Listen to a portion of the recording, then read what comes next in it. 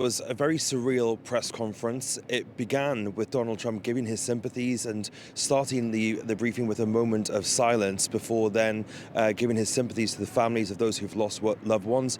But very quickly, it then turned political. Donald Trump blaming the Obama administration and the Biden administration for what he called DEI hires, diversity, equity, and inclusion. Now, you'll remember that these executive orders that he's been signing over the last couple of weeks, a lot of them have been taking aim at this diversity, equity, and inclusion programming within the government and within the military. Well, he's now blaming DEI within the Federal Aviation Administration for the quality of air traffic controllers. However, he also said that he had no idea why that helicopter was there. He said it was a perfectly clear night and that the vision was top, and anybody who had 20/20 vision should have been able to see that. So it was a really wide-ranging answer as to where the blame for this tragedy lies. And now, of course, the investigation will continue.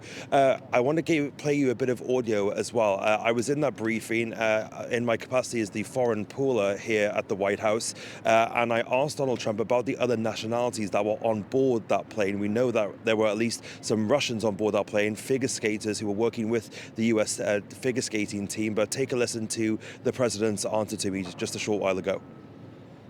Thank you, sir. You mentioned Russians that were on board that plane. What other nationalities were on board that passenger? There were a couple of others. We're going to be announcing it in about an hour. We have some very specific information.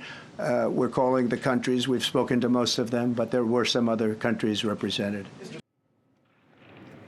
And Fraser Jackson, So the real takeaway here then is that Donald Trump believes that DEI will be one of the reasons to blame. When asked about that by reporters, he said it was a confluence of bad decisions that were made, but said that DEI, quote, could have been the cause of this accident. And as you say, surreal, the atmosphere.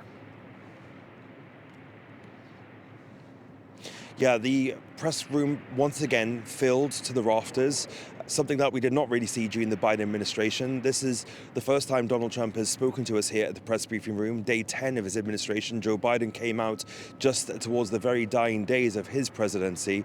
So it was a packed atmosphere. We had about an hour's heads up that this was going to be happening. So just enough time for people to get here to be able to get their place. And there was a real mixture of questions as well, a mixture of journalists in that room, and a lot of different people who don't normally get questions did get questions. And of course, they were all focused on the plane crash. There were a couple of other reporters who tried to widen the questioning out, but it was very much focused on that. And the answers he gave focused around DEI, focused around the helicopter pilots and the FAA and the administration of the FAA.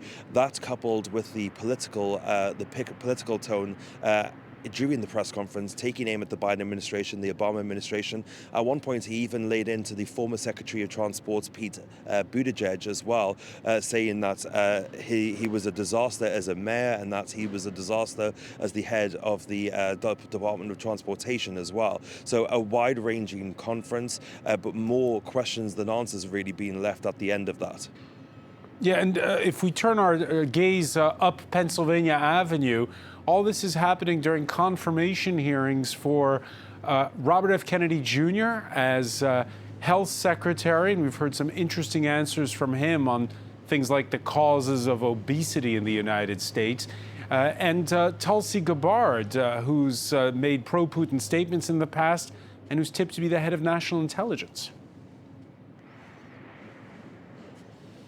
Yeah, Tulsi Gabbard really is the one that has somehow become most controversial, along with RFK. Of course, since Pete Hegseth, who's now Secretary of Defense and has been handed a very big disaster to deal with within his first few days in the job. But since he passed, attention has turned to RFK and Tulsi Gabbard. The director of DNI, National Intelligence, is what she's been confirmed for. This is what the hearing is about at the moment. She has made pro-Putin comments in the past and has effectively promoted the Kremlin propaganda as well. So a lot of questions coming her way because of that. And also she's made choice statements about Syria's Assad as well, and questioned whether he'd used nerve agents in the past on his own population. So she is coming under a lot of fire because of that, especially given that her role is going to be so key. It basically oversees, it sits atop all of the intelligence agencies, so the FBI, the CIA, NSA, all of those are basically overseen by the Department of National Intelligence, and they brief the president effectively on what the latest intel is. So it's a very key role. And then RFK, who's the head of going up to be the head of Health and Human Services, he of course has made very choice statements in the past about vaccines. He's linked vaccines to autism. He denies that, but there have been one of the groups that he created about children's health does advocate that vaccines have negative effects on children. He's coming under increasing grilling because of that, as well as his stance on abortion as well. So RFK, also a very contentious person. I will say just briefly, Francois, I spoke to a very key member of the Senate just yesterday, last night, after the first day of hearings for RFK, and they told me that they had had a long day and that they couldn't really believe what they were hearing coming out of RFK Jr.'s mouth.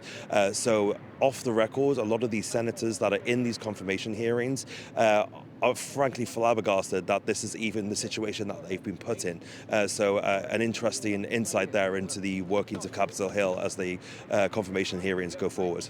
All right, pushback against the Trump administration coming as we speak live. I'm getting a statement here from the former U.S. transportation chief slamming Donald Trump's attacks over that plane crash as, quote, despicable. Many thanks, Fraser Jackson, for being with us live from the White House.